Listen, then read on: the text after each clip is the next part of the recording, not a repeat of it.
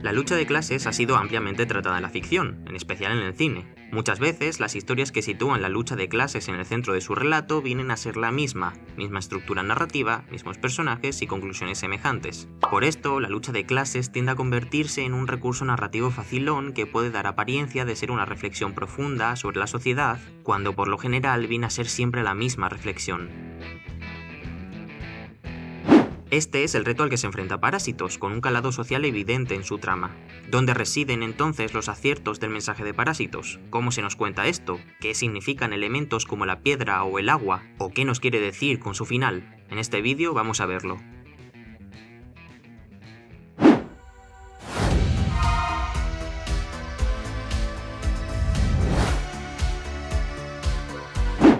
Parásitos nos cuenta la historia de la familia Kim. 2 padres y 2 hijos subsisten en un semisótano doblando cajas de pizzas. Un día llega Min, amigo de Ki-gu, quien le trae 2 regalos, una roca ornamental y una oferta de trabajo como profesor para una familia adinerada. Ki-gu las acepta, consigue el puesto de trabajo falsificando documentos y con sucesivos engaños consigue meter a toda su familia como trabajadores en la casa de la familia Park.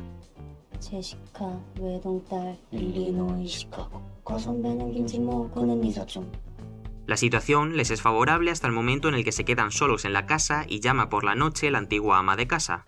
En ese momento, se revela que la casa incluye un sótano donde ésta escondió a su marido durante años. Tras esto se destapa el engaño de los Kim, y las peleas se suceden hasta que los Park vuelven a casa por culpa de la lluvia. Los Kim huyen a escondidas dejando a los otros en el sótano, y se encuentran que su casa ha quedado completamente arrasada por la lluvia. Al día siguiente, la familia Park celebra el cumpleaños de Da-song. Ki-gu intentará hacer las paces con el ama de casa y su esposo, pero este lo deja inconsciente. Sube y mata a Ki-jung. Tras esto, es Kim quien mata a Park y huye. En el final, se nos revela que este se escondió en el sótano y sobrevive, y Ki-gu le escribe una carta prometiendo que le sacará de allí. En Parásitos, las diferencias sociales tienen muchos reflejos. La lectura de su argumento es evidente, pero no es ni mucho menos el único aspecto. Parásitos habla de relaciones desiguales, de gente que está arriba y gente que está abajo. Esto convierte a la verticalidad en un concepto fundamental de la historia. Todos tenemos que aceptar una jerarquía. Unos abajo y otros arriba. Es ley de vida, ¿no? Esta verticalidad es visible en los espacios. Frente a la altura de la mansión de los Park, los Kim viven en un semisótano, y dentro de la casa de los Park también encontramos niveles, estando por un lado de forma clara el sótano y también el salón principal y las habitaciones superiores. De esta forma, los espacios se convierten en un elemento narrativo fundamental, si no casi en un personaje más. En esto entraremos más adelante. La verticalidad se nos muestra situando a unos personajes arriba y a otros abajo, pero también se nos muestra en la horizontalidad. La distancia entre los personajes se narra más allá de la literalidad del relato en la forma en que estos se nos muestran en imagen. Esta toma forma visual en las composiciones, separando entre sí a los personajes y mostrándonos que, aunque se encuentren al mismo nivel, siguen encontrándose separados. Ambas formas de mostrar la verticalidad, es decir, tanto lo horizontal con las composiciones como lo vertical con los espacios, se combinan en momentos como la subida por las escaleras. El significado de estas, por tanto, es evidente. Ya he mencionado la importancia de los espacios, y merece la pena pararse de forma detenida en este aspecto. Los espacios por sí mismos muestran las diferencias sociales, pero también es interesante ver cómo los personajes interactúan entre sí en relación con los espacios. El conflicto planteado por Bong Joon-ho es una lucha de posiciones, una pelea por ocupar e invadir espacios. Los Kim quieren salir de su semisótano, pero no quieren salir del semisótano sin más. Su objetivo es ocupar la casa de los Park, y lo consiguen. El ama de casa y su marido viven en el sótano y aluden a la compasión cuando se ven en debilidad, pero cuando pasan a tener el control de la situación son implacables. ¿Y qué es lo que hacen? Ocupar el salón. De esta forma, la casa de los Park se convierte en una analogía de la sociedad coreana. Por un lado, el sótano en el que vive lo más bajo de la sociedad, y que los ricos son ajenos de su existencia. Después están las plantas superiores, espacio especialmente reservado para los ricos, y, de nuevo, es interesante ver cómo los personajes se comportan en relación con los espacios, porque esta planta supone un grado de intimidad especial, y llegar a ella permite a los pobres los momentos de mayor cercanía con los ricos, llegando a igualarse entre sí.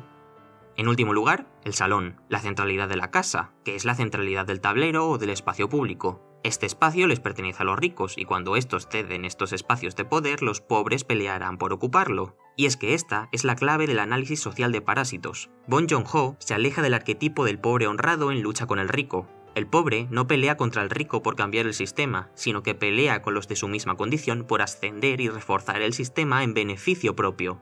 Si los ricos ceden espacio, este los ocupa, y en presencia del rico el pobre es servicial, porque no aspira a ser el ideal del proletario liberado, sino a ser aristocracia obrera, es decir, ser la fuerza de trabajo a la que el capital le cede la gestión de la acumulación del valor. De esta forma, la aristocracia obrera no es solo parte importante del modo de acumulación capitalista, sino que, además, es uno de los grupos sociales que, aunque pertenezca al trabajo y no al capital, más necesita del capitalismo para sobrevivir. Es un grupo explotado que se beneficia de la explotación de los que quedan por debajo.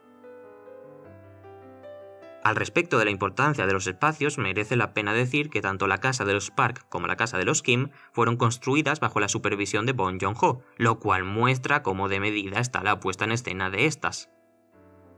En esta pelea, los pobres siempre pisotean y desprecian a los que quedan por debajo, sea en el ámbito que sea. La repartidora, por ejemplo, está más preocupada de la imagen de la empresa que de la situación de la familia Kim. Es una mandada, pero en el mínimo margen de poder que se le cede, ejerce dicho poder. La violencia, por tanto, va de arriba abajo, al igual que el agua.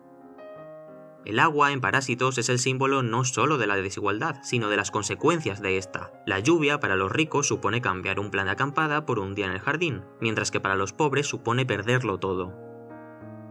La madre de la familia Park vive igual de ajena a la realidad que se vive debajo de su casa que la realidad de las familias que lo han perdido todo con la lluvia. Asimismo, el agua también es empleada por los Kim como forma de represión sobre el borracho, que es quien está por debajo de ellos en la escala social. Como ya dije, los pobres no buscan combatir a los ricos, sino que buscan ocupar sus espacios e igualarse a ellos. La verticalidad nos indica la distancia entre unos y otros, pero sí es cierto que en ciertos momentos de la trama los Kim llegan a igualarse a los Park. En ciertos diálogos, Bong Joon-ho rompe el eje de miradas. En el cara a cara, los Kim, mediante sus habilidades y el engaño, consiguen embaucar a los ricos e igualarse ocupando el mismo espacio en la composición. Los Kim llegan a igualarse a los Park. ¿Y cómo consiguen esto? Con la roca. La roca es el regalo de Min a Ki-gu, que va acompañada del puesto de trabajo. El propio Min dice sobre ella que trae riqueza material a las familias. De esta forma, la roca es un símbolo del ascensor social, es una montaña que permite la escalada, pero si algo nos muestra Parásitos es que esta escalada es una farsa. Por mucho que se recree una ilusión de igualdad con los ricos, a la hora de la verdad las diferencias de clase no desaparecen. La farsa que supone el ascensor social tiene su reflejo en la inundación. La roca, que en apariencia es maciza, flota, lo cual muestra su falsedad. El que la roca no sea maciza también permite entender por qué Ki-gu se queda inconsciente cuando es golpeado con ella, ya que en principio con semejante golpe debería haber muerto. A pesar de esto, la roca es aquello a lo que Ki-gu se abraza, porque es la única esperanza que tiene de medrar y progresar. De la misma forma, en la inundación, su padre se abraza a los premios enmarcados. La meritocracia es su única esperanza, aunque sea una mentira. La mentira de la meritocracia se ve en el propio desarrollo de los acontecimientos. Podemos llegar a pensar que Ki-gu llega donde llega por sus méritos, pero en última instancia, si consigue el trabajo en casa de los Park es por la recomendación por parte de Min, y no por tener o no el título. El enchufismo se hace más obvio en cómo el resto de miembros consigue infiltrarse. El ascensor social y la meritocracia son cuentos que se cuentan a los pobres escondiendo la realidad de que más allá del esfuerzo los ricos llegan a donde llegan por el enchufismo.